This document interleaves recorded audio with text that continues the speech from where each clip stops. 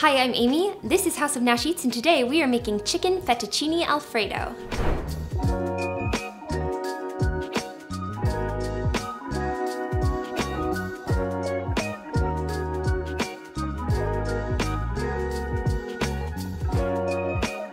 The first thing that we're going to do is we're going to slice our chicken breasts. So I have two really big chicken breasts here, and it seems like this is how I always get them these days. So if you have really small chicken breasts, you might want to just use 4 of them and pound them a little bit so they're evenly sized. But if they're big, pretty thick chicken breasts like this is how I handle that. You're going to use a really sharp chef's knife and start slicing them in half horizontally, kind of using a sawing motion until you cut through and you have 2 pieces of chicken that are about the same thickness.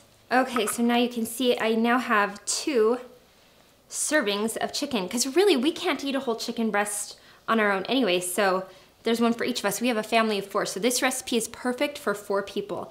I'm gonna do the same thing with the other chicken breast. Okay, so there we go. Now I've got 4 pieces of chicken that are about evenly sized, and each is half a breast. If they're still really thick, you might want to put them between 2 pieces of plastic wrap and pound them a little bit on the thicker end with a meat mallet or something flat in order to thin it out a little bit, just so it cooks a little more evenly. But I think these are going to work for what I'm doing today. Okay, so I've got my pan heating over medium-high heat for like 2 to 3 minutes, so it will be hot. While that's heating, we're going to mix together some salt, some garlic powder, some black pepper, and some smoked paprika. Smoked paprika is one of my favorite ingredients. And I don't know that it's traditional or not, but I love the flavor that it adds to basically any dish. Okay, and we're going to use this to season both sides of our chicken breasts. Now, when you're seasoning your chicken, if you season from a little bit higher up, you'll get more even coverage than if you get really down close to it and shake your seasoning over. So season both sides. Okay, so now our pan is hot and I'm going to add the olive oil, and that should get hot really fast. And then I'm going to add the chicken. Now the important thing is once you add the chicken, don't move it. We want it to sear, and that doesn't happen if you move it around too much. Okay, and my chicken barely fits in this pan, but it works. Okay, now, as soon as you add your chicken to the pan, you want to turn the heat down just to medium heat. And we're going to cook the chicken on one side without touching it for about 3 or 4 minutes. And then we'll flip it over and we'll cook it on the other side. Okay, and while this chicken is getting going, it's a great time to get a big pot of water boiling on your stove so that it's ready for your fettuccine pasta to go into it. So I've got mine going back there behind me. But now this is ready for me to flip it. So I'm going to use some tongs and carefully flip these over to the other side.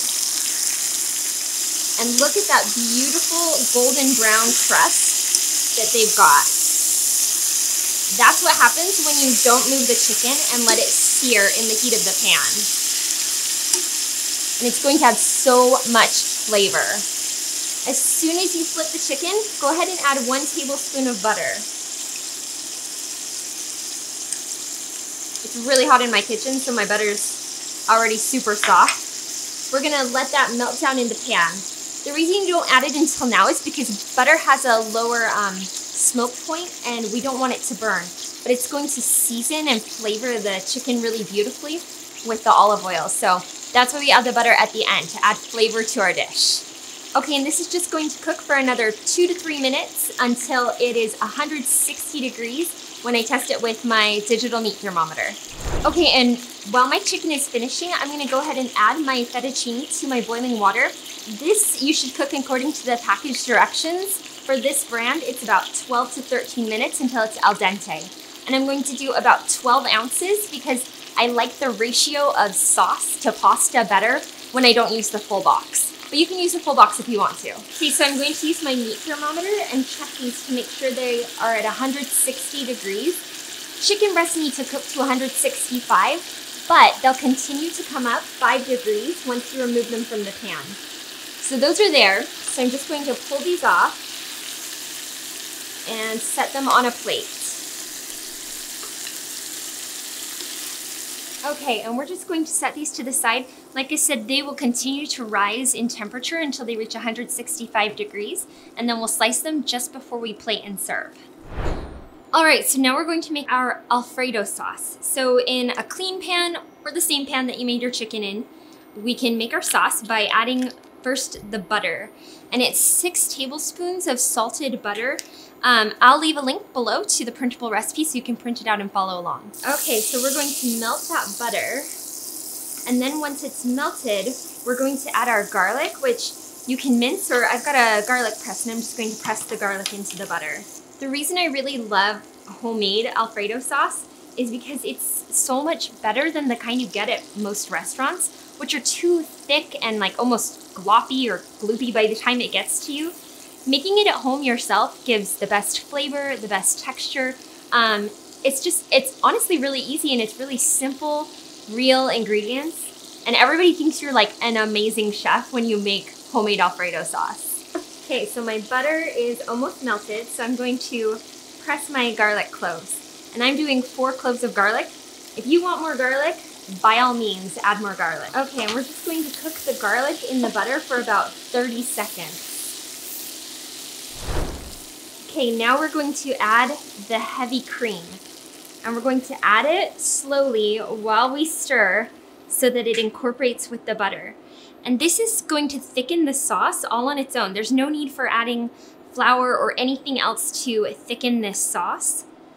The starch from the pasta also will help to thicken it. I don't really recommend substituting anything for the heavy cream. There are like lighter versions of Alfredo sauce that you can find, and I've tried all of them. And some of them are okay, but none of them are a substitute for the real thing.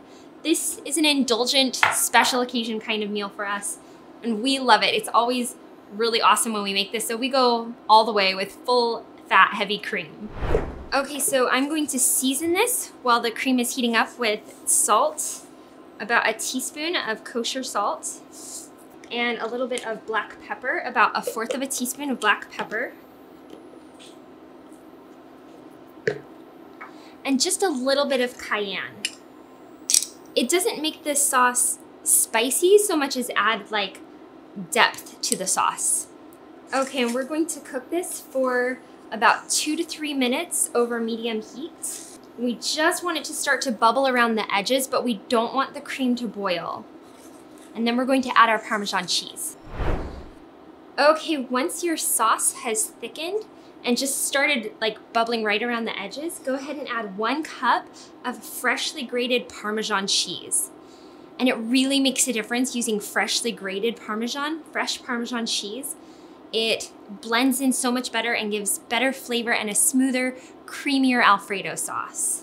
Okay, at this point, I'm gonna take the sauce off the heat and we're going to add the pasta. Okay, so I've got my pasta, my fettuccine, and this is about 12 ounces. Now, I reserved about 1/2 cup of my pasta water, the salted pasta water, and that's because it has starches in it, and if my pasta starts looking a little too thick, then I can add that in order to loosen things up a little bit, which sometimes that happens once you add the pasta. Right now the sauce is really loose, but the starch from the pasta is going to help thicken it up, and as it cools down, it will thicken up too. We're going to stir this in, and then we'll slice our chicken breasts and plate everything up and be ready to eat. Okay, so I'll show you how I plate this. One of 2 ways. Either I'll plate an individual dish, or I'll just put all my chicken on top of the pasta and we'll do this family style. I'm gonna plate it for an individual dish right now. So I'm going to take one of these chicken breasts, I think I'll do this one, and I'm going to slice it into strips. And then I'll take some of the pasta and make sure to toss it one last time in that Alfredo sauce, which you can probably see is already starting to thicken up really nicely. If it gets too thick, just add a little bit of that reserved pasta water. So I'm gonna add some of my fettuccine Alfredo to my bowl. And I love these shallow pasta bowls. They're perfect for these kinds of dinners. And then I'm just going to slide my chicken on. Sometimes it stays together, sometimes it doesn't. But that'll make her a nice presentation. And I'm going to sprinkle it with some more freshly grated Parmesan cheese and a little bit of freshly chopped Italian parsley. And that's it. We've got chicken fettuccine Alfredo made from scratch in under 30 minutes, and it's going to be amazing.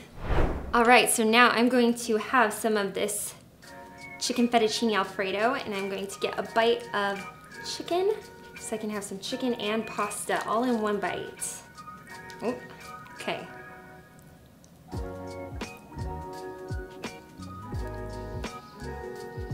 Okay, wow, that's so delicious. The sauce is just the right amount for the pasta that we have in here. It's not overly thick or gloopy, which I don't like. It's the perfect amount. The chicken is seasoned beautifully. This is such a delicious version of chicken fettuccine Alfredo that can rival and be better than anything you get at a restaurant. I hope you guys love this recipe and make it often for your family dinners. Be sure to like and subscribe to my channel for more great family-friendly recipes just like this.